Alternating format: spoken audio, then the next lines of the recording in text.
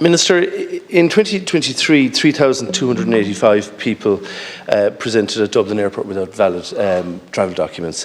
In 2022, it was 4,968. Under Section 11 of the Immigration Act 2004, it is an offence to embark in Ireland without valid travel documents. Now, it would appear to me that that's a strict liability offence. It doesn't really matter what your intention is or what your reasons are. It's an offence. So in other words, if the window flies off your Boeing 737 and your passport gets sucked out, it's still an offence. It may go towards the sentence you receive, but it's still an offence, punishable by up to 12 months in prison and arrestable without warrant. To date, nobody has been, one person rather has been prosecuted, I think in 2022.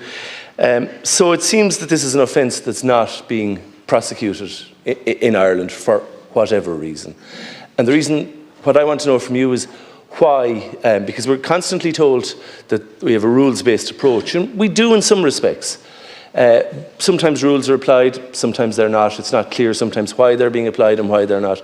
But I want to know why this particular offence is not being prosecuted in Ireland, because it is leading to considerable disquiet, and it brings the law into disrepute if there's a provision on the statute books which isn't either prosecuted or isn't prosecutable.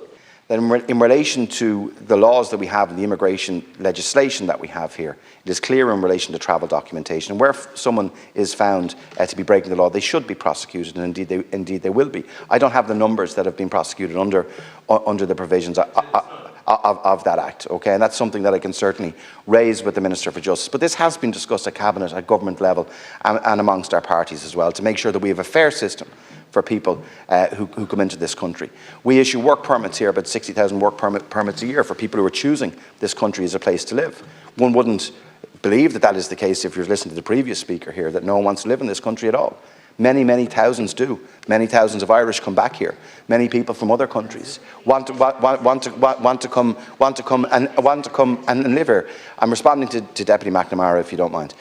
So, in relation to the numbers of prosecutions, you've said there's been zero under that. That's something that I will raise with the Minister for Justice. But we've ensured that both airline staff, immigration staff, and that are properly and appropriately trained to deal with people who are coming in who are trying to get around the laws that are in place already. But the vast majority of people who are seeking asylum and protection here, their claims will be processed expeditiously and efficiently, and those who can stay should stay and should get a welcome here in this country. I'm not saying that those who arrive without a passport don't have the right to claim asylum.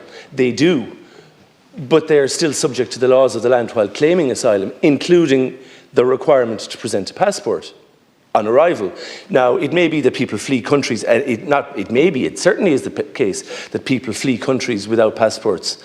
Very many, millions of people all over the world, but they don't get on a flight to Dublin without a passport. I think we all know that. So my question is not, why are people allowed to claim asylum? Of course people are allowed to claim asylum. That's our international obligation. My question is, why are people who are in breach of the law, a strict liability offence, not being prosecuted in this state? Who is giving the order not to do so? Is it coming from senior Garda management? Is it coming from the NIB? Is it coming from government? Because the law is not being applied. And that brings the law into disrepute at some point. Not why are people allowed to claim asylum. I know why they're allowed to claim asylum. We have an international obligation. And as decent human beings, we have a requirement to allow people to claim asylum. But why are people not being prosecuted for presenting at Dublin Airport without valid identity documents? That is my question, Minister, and I'd like an answer. Minister.